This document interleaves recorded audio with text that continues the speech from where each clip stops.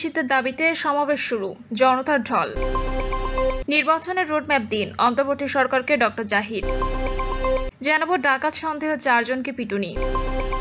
এদিকে আওয়ামী লীগ নিষিদ্ধের দাবি গুরুত্বের সাথে বিবেচনা করছে সরকার। এবং সর্বশেষ জানাবো তরুণদের ভোট টানতে চমক নিয়ে আসছে বিএনপি। শুনছিলেন সংবাদ শিরোনাম, এবারে বিস্তারিত। আওয়ামী লীগ নিষিদ্ধের দাবিতে সমাবেশ শুরু, জনতার ঢল। আওয়ামী লীগকে নিষিদ্ধ ঘোষণার দাবিতে রাজধানীর ইন্টারকন্টিনেন্টাল হোটেলের সামনে শুরু হয়েছে বিক্ষোভ সমাবেশ। জুমা নামাজের পর এই কর্মসূচি শুরু হয়। বিক্ষোভ সমাবেশে মানুষের ঢল নেমেছে। সমাবেশের আয়োজন করে জাতীয় নাগরিক পার্টি। দলটি দক্ষিণাঞ্চলের মুখ্য সংগঠক হাসনাত আব্দুল্লাহ নিজ বাসভবনের সামনে সংবাদ সম্মেলনে এই কর্মসূচির ঘোষণা দেন। এরপর বিক্ষোভকারীরা ইন্টারকন্টিনেন্টালের সামনে অবস্থান নেয়। রাজনৈতিক দলের নেতাকর্মীরা স্লোগান দিয়ে সমাবেশে এসে অবস্থান নিচ্ছেন। আর এখনো অর্ধশতাধিক মানুষ প্রধান উপদেষ্টার বাসভবনের সামনে আওয়ামী লীগকে নিষিদ্ধ চেয়ে বিক্ষোভ করে যাচ্ছেন। আওয়ামী লীগ নিষিদ্ধের দাবিতে রাজধানী ঢাকার রাজপথ উত্তাল হয়ে উঠেছে। বিভিন্ন ছাত্র সংগঠক, রাজনৈতিক দল এবং সাধারণ মানুষের অংশগ্রহণে বিশাল মিছিল অনুষ্ঠিত হয়।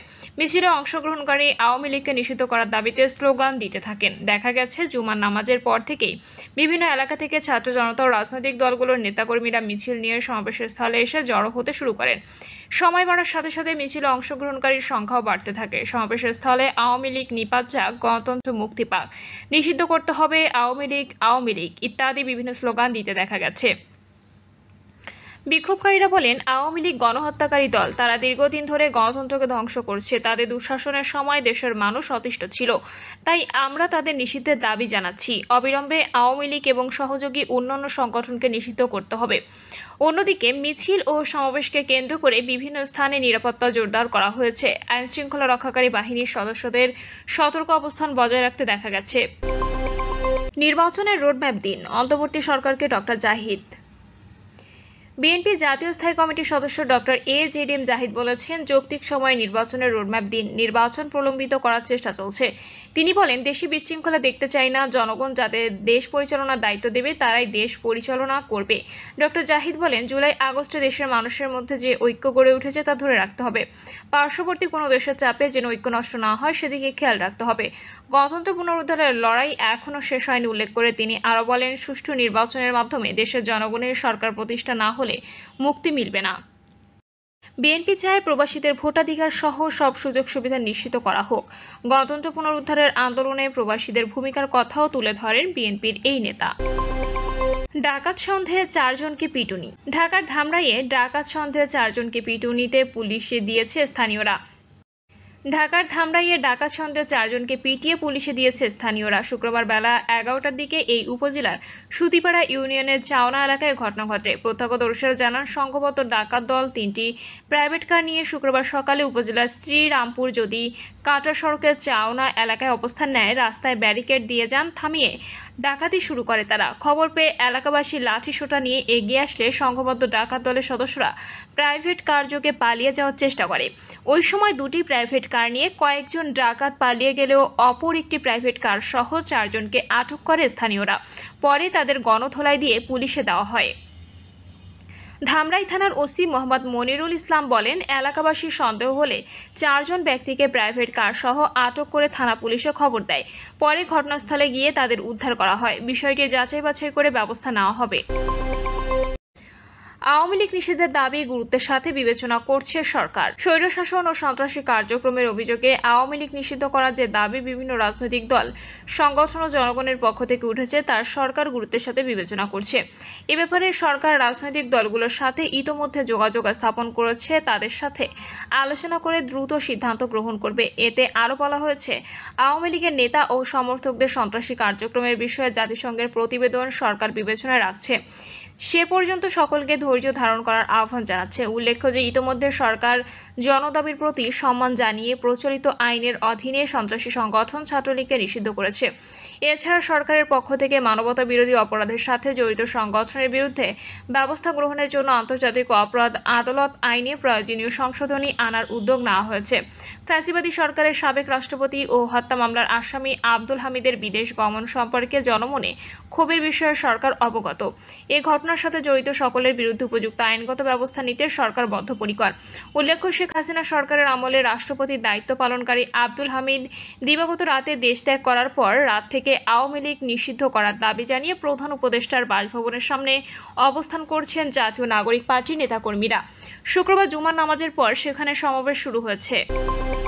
তরুণদের ভোট টানতে চমক নিয়ে আসছে বিএনপি। বর্তমান সময়ে রাজনৈতিক দলগুলোর প্রধান উদ্দেশ্য তরুণ ভোটারদের নিজ দলের প্রতি আকৃষ্ট করা। এজন্য রাজনৈতিক দলগুলো তরুণদের নিয়ে নানা কর্মসূচি পালন করেছে।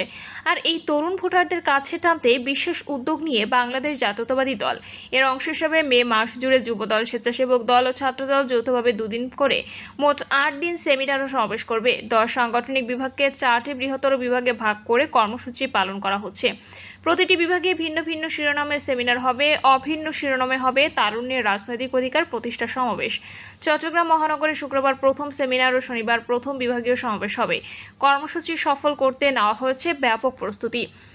এতে ভোটাধিকার প্রতিষ্ঠা, তরুণদের মানব সম্পদ হিসাবে গড়ে তোলা এবং জাতীয়তাবাদী রাজনীতির সঙ্গে সম্পৃক্ত করা সহ বিভিন্ন বার্তা দেবে 3 সংগঠন।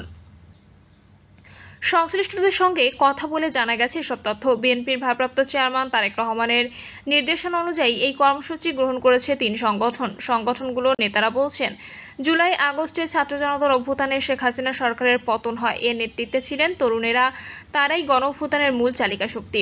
শেখ হাসিনার 15.5 বছরের শাসনামলে 3টি প্রহসনের নির্বাচনে তরুণরা ভোটাধিকার প্রয়োগ করতে পারেননি। দেশের তরুণ ভোটার 3,04,07,000, তাদের বয়স 18 থেকে 29 বছর। মোট 12,44,80,000 ভোটারের মধ্যে 24.42% তরুণ। এদের বড় অংশ শিক্ষার্থী। সব মিলিয়ে আগামী ত্রয়োদশ সংসদ নির্বাচনে তরুণ ভোটার হবেন গুরুত্বপূর্ণ ফ্যাক্টর। ভোটের হিসাব নিকাশ তারা পাল্টে দিতে পারেন। কাজে বিএনপির টার্গেটও তরুণ ভোটাররা। এসব কারণে তরুণদের আকৃষ্ট করতে মাসব্যাপী কর্মসূচি নেওয়া হয়েছে। এর আগে 2023 সালেও একই সংগঠনের ব্যানারে তারুণ্যের সমাবেশ হয়। ওই সময় আয়োজনের শুরু থেকেই তৎকালীন ক্ষমতাসীন দল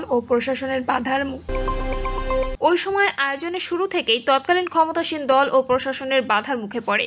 কিন্তু এবার আয়োজন হচ্ছে বাধাহীন। বিএনপির একাধিক নীতি নির্ধারক জানান, মেধাবী তরুণরা কর্মসংস্থান না পেয়ে বিদেশে পাড়ি দিচ্ছে আর দেশে ফিরছে না। দেশে হারাচ্ছে তার মেধাবী সন্তানকে, যা উন্নয়নের ক্ষেত্রেও বড় বাধা হয়ে দাঁড়াচ্ছে। বিএনপি তরুণদের এই মেধা, জ্ঞান এবং তাদের স্বপ্নকে ধারণ করতে চায়। পৃষ্ঠপোষকতা দিয়ে তরুণদের দেশের উন্নয়নে কাজে লাগাতে চায় বিএনপি। 3 সংগঠনের নেতাদের প্রত্যাশা, এবারের সমাবেশেও তরুণদের ব্যাপক উপস্থিতি হবে। কারণ 15.5 বছর ধরে তরুণরা নানাভাবে অবহেলিত। উচ্চশিক্ষার পরও লাখ লাখ তরুণ বেকার। ভোটার হওয়া সত্ত্বেও তারা ভোট দিতে পারছেন না। ছাত্র জনতার অভ্যুত্থানের পর তাদের প্রত্যাশা ছিল অচিরে দেশে আবার গণতন্ত্র ফিরে আসবে, অর্থনীতির চাকা সচল হবে, সর্বক্ষেত্রে স্থিতিশীলতা আসবে। কিন্তু 8 মাস পেরিয়ে গেলেও ভোটাধিকার সহ কোনো ক্ষেত্রে তেমন কোনো উন্নতি হয়নি। এই অবস্থা থেকে মুক্তি পেতে সমস্যার আগামী নির্বাচনের দাবি তুলে ধরা হবে। এসব সমাবেশ থেকে শুক্রবার বৃহৎ চট্টগ্রাম বিভাগ নিয়ে কর্মসূচি শুরু হবে। সেমিনারে অক্সফোর্ড, কেমব্রিজ, হার্ভার্ড সহ বিশ্বের খ্যাতনামা বিশ্ববিদ্যালয়গুলো পড়াশোনা করা দেশের শিক্ষার্থী, অধ্যাপনা করা শিক্ষক, বিদেশি গণমাধ্যমে কাজ করা সাংবাদিক, মাইক্রোসফট সহ গুরুত্বপূর্ণ প্রতিষ্ঠানের খাতে কর্মরত তরুণ, চাকরিজীবী উদ্যোক্তাদের আমন্ত্রণ জানানো হবে। আমন্ত্রিত তরুণদের মধ্যে বিএনপির সমমনাদের পাশাপাশি অরাজনৈতিক ব্যক্তিরাও থাকবেন। তিনি আরো বলেন, আমাদের দল তরুণদের কর্মসংস্থানের বিষয়টিকে সবচেয়ে বেশি গুরুত্ব দিচ্ছে। সেখানে তরুণদের কর্মসংস্থান নিশ্চিতে আমাদের দলের পরিকল্পনা উপস্থাপন করা হবে। এই বিষয়ে তরুণেরা প্রশ্ন করতে পারেন। এছাড়া এই পরিকল্পনা কিভাবে বাস্তবায়ন করা হবে সে ধারণাও দেওয়া হবে। প্রিয় দর্শক, এই ছিল এখনকার সর্বশেষ সংবাদ। আপডেট সব সংবাদ পেতে চ্যানেলটি সাবস্ক্রাইব করে বেল আইকনটি ক্লিক করে রাখুন।